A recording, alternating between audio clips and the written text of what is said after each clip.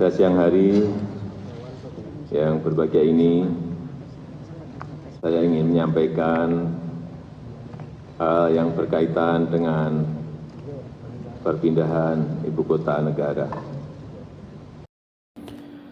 Assalamualaikum warahmatullahi wabarakatuh.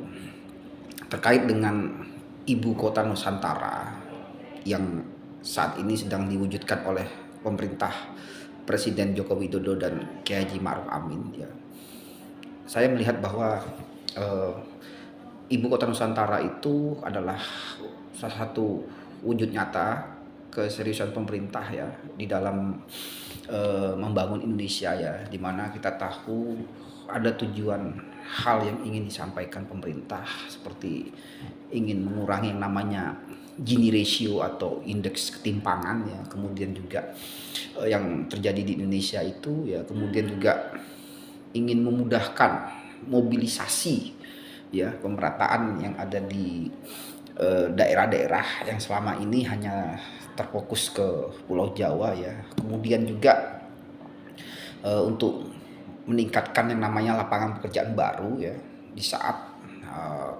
ketika COVID-19 menyerang Indonesia. Kita tahu banyak warga negara masyarakat itu yang terkena dampaknya seperti di PHK oleh perusahaan, ya. Nah, untuk masyarakat yang ada di Kalimantan khususnya, ya, sangat mengharapkan agar ibu kota Nusantara ini, ya, mampu membuat yang namanya adalah pemanfaatan pembangunan yang dapat berdampak pada mereka, gitu, ya, dimana diharapkan dengan ibu kota negara itu berpindah ke Kalimantan Timur, maka dengan dibangunnya infrastruktur, ya, dan lain-lain, maka juga bisa membuat masyarakat tuh bisa lebih berdaya lagi. Kemudian juga konektivitas yang selama ini menjadi masalah di sana itu bisa diminimalisir, ya. Nah, terkait dengan IKN, karena saya sendiri juga asli, ya, putra daerah sana, saya merasakan bertahun-tahun sebelumnya, ya, kadang-kadang ada rasa iri kita dulu dengan pulau-pulau Jawa, ya, kota-kota besar, ya, seperti SPBU langka, ya, kemudian kalau ada pun kita ngantrinya panjang, gitu, ya. Kemudian juga kita mau kemana-mana itu transportasinya itu agak susah, ya.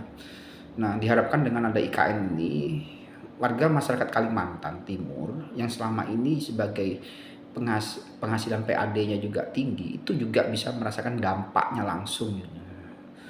Batu bara banyak di sana, ya, dan segala macam. Tapi kita sendiri sebagai kota yang penghasil hasil bumi kadang tidak bisa merasakannya, ya. Nah, IKN Nusantara, ya, itu juga bagian dari milestone Indonesia emas di 2045, ya. Karena kita tahu bahwa 2045 nanti kita resmi 100 tahun menjadi bangsa yang merdeka, ya.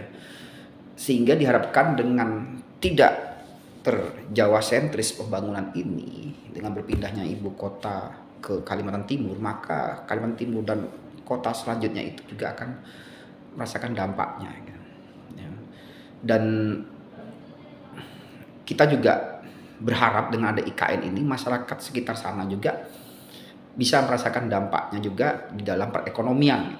Itu yang paling diharapkan, ya. Nanti kedepannya banyak pusat-pusat perbelanjaan, ya, pabrik-pabrik baru dibangun sehingga masyarakatnya bisa diberdayakan, ya. Karena selama ini mereka banyak sekali masyarakat yang tidak bisa maksimal bekerja dengan baik karena lahan pekerjaannya juga tidak mumpuni, ya. Jadi diharapkan dengan IKN ini, ya, inilah eranya di mana pemerintahan baru, ya, istilahnya ibu kota negara baru, tapi lebih memberdayakan pemerataan pembangunan yang ada di Indonesia ini.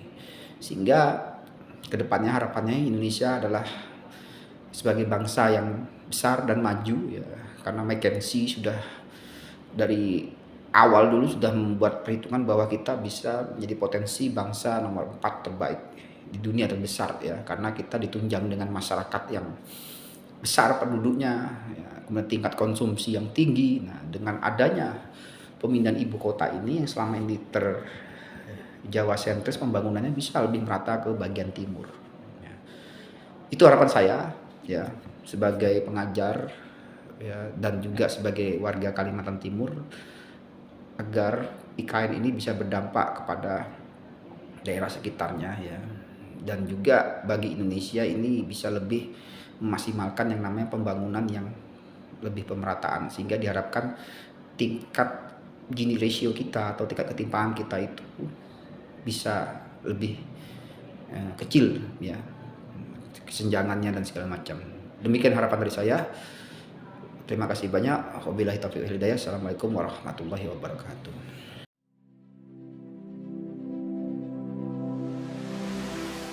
Assalamualaikum warahmatullahi wabarakatuh. Salam sejahtera untuk kita semua. Saya Andi Hakim. Saya seorang penggiat, pengamat, penyuka dari urban sosiologi atau sosiologi perkotaan. Karena background saya antara lain adalah arsitektur. Bagaimana ibu kota baru, IKN, ibu kota negara, dapat merangsang atau menarik ekonomi rakyat.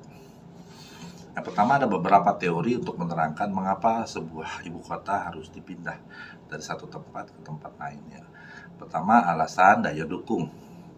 Satu kota itu dianggap tidak lagi mampu menampung atau untuk membuat jadi lebih besar lagi, sehingga diperlukan satu lahan baru untuk menggantikan dukung yang sudah maksimal tadi.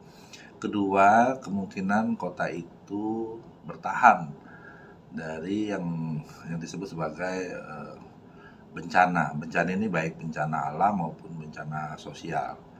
Jadi kota itu dianggap insecure, sehingga perlu diambil alih satu alternatif untuk memindahkan ibu kota ke tempat baru.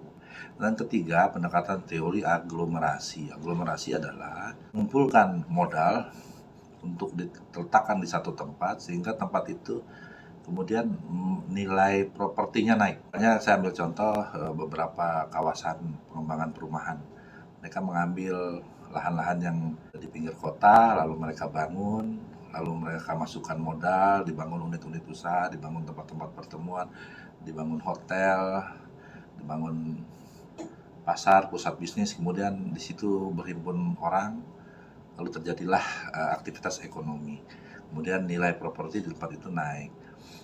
Ketiga teori ini bisa digunakan untuk menjustifikasi mengapa pemerintah mengambil kebijakan untuk menciptakan ibu kota baru.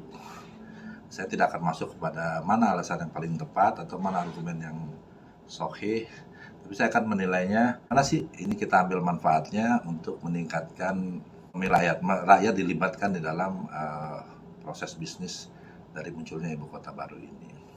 Proyek IKN ini akan dapat menarik perekonomian masyarakat tidak dalam waktu yang singkat.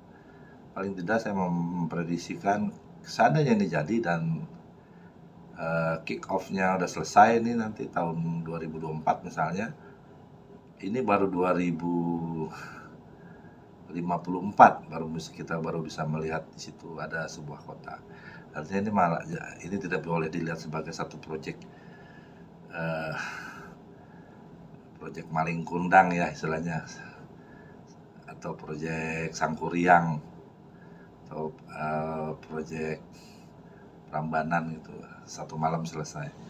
Tapi kita harus optimis bahwa tujuan awalnya memang berusaha untuk membagi kue ekonomi yang selama ini banyak terakumulasi di Pulau Jawa, itu coba dibagi ke pulau-pulau lain di tanah air kita. Semoga mudah-mudahan kita berharap semua dapat terlaksana dengan baik, dan mudah-mudahan kita bisa mendukung masyarakat bisa berpartisipasi aktif ya untuk bisa dilibatkan di dalam proyek besar ini. Oke, terima kasih banyak. Assalamualaikum warahmatullahi wabarakatuh. Salam Pancasila.